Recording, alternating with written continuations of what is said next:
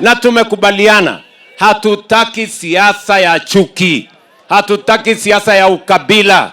Tunataka siasa ya umoja, ya kuunganisha wananchi na kupanga maendeleo ya taifa letu la Kenya. Nyinyi watu wa Ikonge mnasema tuendelee na siasa ya maendeleo ama mnataka hawa jamaa watuletee ukabila? Si mmesikia wale watu wanajaribu watu kushindana na mimi? Mmesikia agenda yao? Wakikuja hapa wanaongea barabara, wanajua vile ya kupanga reli, wanajua vile ya kupanga soko, wanajua vile ya kupanga hospitali. Ati kazi yao ni mambo ya ukabila, mambo ya chuki, ati one term, Kasongo, sijui Masugo. Mimi nawaambia hawa watu, sijui kama tunaelewana bwana. Tuko pamoja? Hawa wa Kenya ni watu wako na akili. Wanajua ni nani anajua kupanga maendeleo, ni nani wa fitina, ni nani wa sarakasi, ni nani wa ukabila. Nyinyi mnanielewa? Si nyinyi ndio mtaamua? Ama namna gani? Unajua hawa watu wanajigamba na kiburi mingi, ati wao ndio wataamua. Mimi niwaulize nyinyi watu wa Nyamira. Hapa MCA anaamuliwa na nani?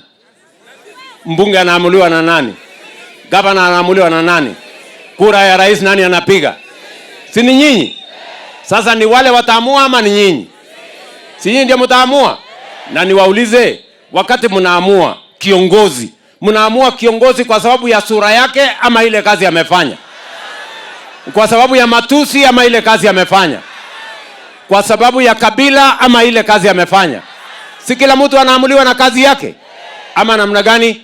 Si mimi nitakuja na hii soko mimi najenga, na barabara mimi najenga, na stima mimi naunganisha, na hospitali yenu, na stadium. Wao watafute sera, watafute mpango, wakuwe na maono, ndio tuweze kushindana. Kwa sasa hakuna mashindano kwa sababu hawa watu ni bure sana. Mpango hawana, akili hawana, sera hawana, agenda. Ama mumesikia agenda yao? Mimi nawauliza nyinyi watu wa Ikonge, mumesikia agenda ya wale jamaa? Mumesikia maono yao ni gani? Mumesikia mpango yao ni gani?